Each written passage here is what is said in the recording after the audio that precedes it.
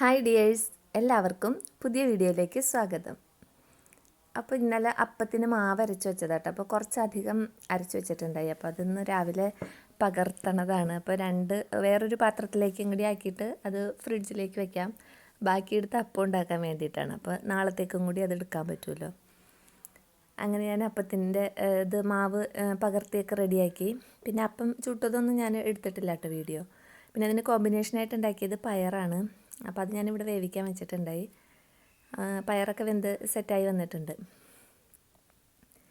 അപ്പോൾ അതിലേക്ക് ചുവന്നുള്ളിയും വെളുത്തുള്ളിയും ഉണക്കമുളകും ഒക്കെ ചതച്ച് കറിവേപ്പിലയും ഒക്കെ വെളിച്ചെണ്ണയിൽ മൂപ്പിച്ച് താളിച്ചൊഴിച്ചിട്ടുണ്ട് കേട്ടോ. എന്നിട്ട് പിന്നെ അത് വെള്ളം വറ്റി എടുക്കുമ്പോൾ അടിപൊളിയായിരിക്കും. അപ്പം പയറുമാണ് അപ്പോൾ ഇന്നത്തെ കോമ്പിനേഷൻ. അങ്ങനെ ബ്രേക്ക്ഫാസ്റ്റൊക്കെ കഴിഞ്ഞു കേട്ടോ. അപ്പോൾ ഇന്ന് മെയിനായിട്ട് ഞാൻ ഈ വീഡിയോ എടുത്തതിൻ്റെ കാര്യം, ഇവിടെ ഒരു പുതിയ ടൈപ്പ് ചീര ഉണ്ടായിട്ടുണ്ട്. അപ്പോൾ അത് നിങ്ങളെ ഒന്ന് കാണിച്ചു തരാമെന്ന് ഞാൻ വിചാരിച്ചിട്ടാട്ടോ. അപ്പോൾ ഞാൻ കാണിച്ചു തരാം. അത് ഇതാണ് കേട്ടോ ചീര. ഈ ചീര ബംഗ്ലാദേശിൽ മാത്രം ഉള്ള ചീരയാണ്. അപ്പോൾ ഇത് എൻ്റെ ബ്രദറ് ദുബായിൽ നിന്ന് വന്നപ്പോൾ അവിടെ നിന്ന് അതിൻ്റെ വിത്ത് കൊണ്ടുവന്നതാട്ടോ. അപ്പോൾ അവിടെ ദുബായിൽ ഇതിൻ്റെ വിൽക്കാനായിട്ട് കൊണ്ടുവന്നിട്ട് കൊണ്ടുവന്ന സമയത്ത് തന്നെ അത് പെട്ടെന്ന് തന്നെ തീർന്നു പോയി. അപ്പോൾ അവൻ എന്നിട്ട് അതിൻ്റെ വിത്ത് അവരോട് ചോദിച്ച് മേടിച്ചതാണ്. അപ്പോൾ അവൻ കൊണ്ടുവന്ന വിത്ത് ഞാനിവിടെ പാകി കിളിർപ്പിച്ച് തൈ ഉണ്ടായതാട്ടോ. അപ്പോൾ അത് ഞാൻ ഇവിടെ ഇങ്ങനെ തൈ ഉണ്ടായെന്ന് പറഞ്ഞപ്പോൾ അവൻ എന്നോട് പറഞ്ഞു, ചിലപ്പോൾ ഇത് നിൻ്റെ വീട്ടിൽ മാത്രമായിരിക്കും കേരളത്തിൽ ഉണ്ടാവുള്ളൂ എന്ന് പറഞ്ഞപ്പോൾ ഭയങ്കര കൗതുകമായിട്ടോ. അപ്പോൾ അന്ന് അത് വീഡിയോ എടുത്തേക്കാന്ന് വിചാരിച്ച് ഞാൻ എടുത്തതാണ്. അപ്പോൾ ഈ ചീര നിങ്ങൾ ആരെങ്കിലും കണ്ടിട്ടുണ്ടോ, പരിചയമുണ്ടോ എന്ന് കമൻറ്റ് ചെയ്യണം കേട്ടോ.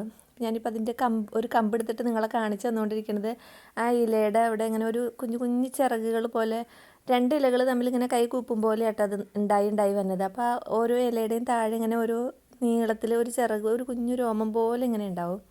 പിന്നെ അതിൻ്റെ പൂവ് നല്ല മഞ്ഞ കളർ പൂവാട്ടോ, കുഞ്ഞു കുഞ്ഞു പൂക്കളാണ്. പിന്നെ ആ പൂവ് തന്നെ ഈ കടുക് പോലെ ഇങ്ങനെ നീളത്തിൽ വന്നിട്ട് അത് വിത്താവാണ് ചെയ്യണത്. അപ്പോൾ ഇതിൻ്റെ പേരെന്താണെന്നൊന്നും എനിക്ക് അറിഞ്ഞൂടാ. ബംഗ്ലാദേശിൽ നിന്ന് വന്നുകൊണ്ട് ഞാനിതിനെ ബംഗ്ലാദേശ് ചീര എന്ന് വിളിക്കാമെന്ന് തീരുമാനിച്ചേക്കണത്. അപ്പോൾ ഞാൻ വിചാരിച്ചു ഇതിപ്പോൾ ഇങ്ങനെ ആദ്യമായിട്ട് ഇവിടെ ഉണ്ടായതാണല്ലോ, അപ്പോൾ അവനും കൊണ്ടുവന്നതല്ല. എന്നാൽ ഇത് അവന് എൻ്റെ വീട്ടിലേക്ക് കൊണ്ടുപോയിട്ട് അവിടെ കറി ഉണ്ടാക്കുക. ഇവിടെ കറി ഉണ്ടാക്കിയിട്ട് പിന്നെ കൊണ്ടുപോകുമ്പോഴത്തേനും കുറച്ചല്ലേ ഉണ്ടാവുള്ളൂ. അപ്പോൾ അവിടെ പോയി കറി ഉണ്ടാക്കുക, ഇനി ഉണ്ടാകുമ്പോൾ ഇവിടെ ഉണ്ടാക്കാമെന്ന് വിചാരിച്ച് ഞാൻ ഈ ചീര മുറിച്ചെടുത്തിട്ട് എൻ്റെ വീട്ടിലേക്ക് പോയിട്ടാണ്.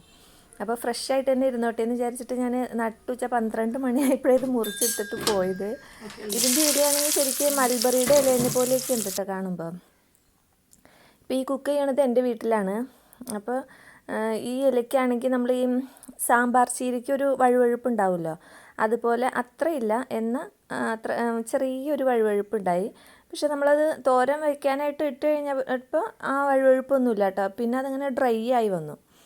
അപ്പോൾ ഞാനത് ഉള്ളിയും മുളകൊക്കെ മൂപ്പിച്ചിട്ട് നമ്മൾ സാധാരണ തന്നെ ചീര ഉണ്ടാക്കണ പോലെ തന്നെ ചീര ഇട്ട് കൊടുത്ത് ഉപ്പ് ഇട്ടിട്ട് അത് വേവിച്ചുകൊണ്ടിരിക്കുകയാണ്. പിന്നെ അത് വേവായി വരുമ്പോൾ തേങ്ങയും കൂടി ഇട്ടിട്ട് നന്നായിട്ട് മിക്സ് ചെയ്തെടുത്തു. ഇതിപ്പോൾ ഞാൻ മൂടി വെച്ചില്ല കേട്ടോ. ഈ വഴുവഴുപ്പ് കണ്ടായിരുന്നു ഞാൻ വിചാരിച്ചു ഇനി ഇതിങ്ങനെ കുഴഞ്ഞു പോയാലോ എന്ന് വിചാരിച്ചിട്ട് മൂടിയില്ലായിരുന്നു. മൂടാതെ തന്നെയാണ് വേവിച്ചത്. പക്ഷേ ഇത് കുഴഞ്ഞൊന്നും പോയില്ല കേട്ടോ. ആ വഴുവഴുപ്പേ പിന്നെ ഉണ്ടായില്ല.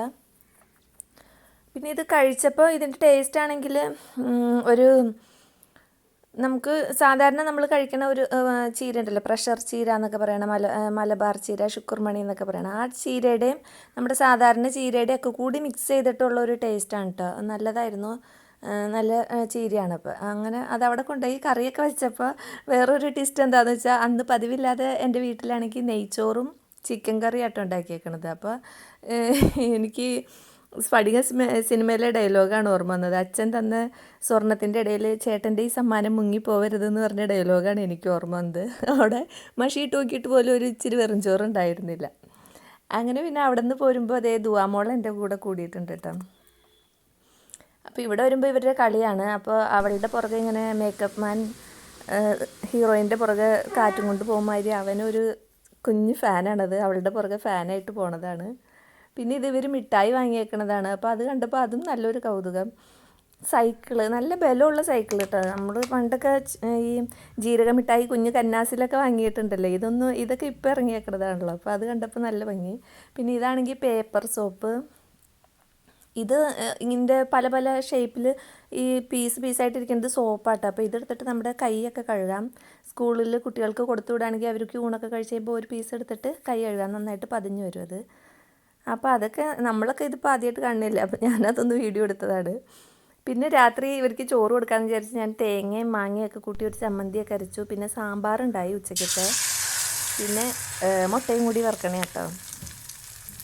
അപ്പോൾ ഇവരുടെ കളിയൊക്കെ കണ്ടിരിക്കാൻ നല്ല രസമാണ് കേട്ടോ. കുറേ സമയം അതൊക്കെ നോക്കിയിരുന്നു. നമ്മൾ കാണാത്ത പല പല കാര്യങ്ങളാണല്ലോ ഇപ്പോൾ കുട്ടികൾക്ക് കളിപ്പാട്ടങ്ങളൊക്കെ ആയിട്ട് വന്നത്. അപ്പോൾ നമുക്കും കുട്ടികളാവാൻ തോന്നിപ്പോവും. അങ്ങനത്തെ സംഭവങ്ങളൊക്കെയാണ് ഇപ്പോൾ ഇറങ്ങുന്നത്. പിന്നെ ഞാനിതിപ്പോൾ ഓരോരുത്തർക്ക് ഓരോ മുട്ടയായിട്ട് ഇങ്ങനെ പൊരിച്ചുകൊണ്ടിരിക്കുക കേട്ടോ. ഇത് നമ്മൾക്ക് പിന്നെ മുളക് ഇതൊന്നും പാടില്ല. അപ്പോൾ ഞാൻ ആദ്യം വയ്ക്കണത് ഓരോരുത്തർ ചോറായിട്ട് പോകുമ്പോൾ അവർ കൊണ്ടുപോകുന്നുണ്ട്. അങ്ങനെ പിന്നെ എൻ്റെ ഇന്നത്തെ വിശേഷങ്ങൾ ഇതൊക്കെയായിരുന്നു. വീണ്ടും അടുത്ത വീഡിയോയിൽ അടുത്ത വിശേഷങ്ങളുമായിട്ട് വരാം. അതുവരേക്കും എല്ലാവർക്കും നല്ലൊരു ദിവസം ആശംസിക്കുന്നു.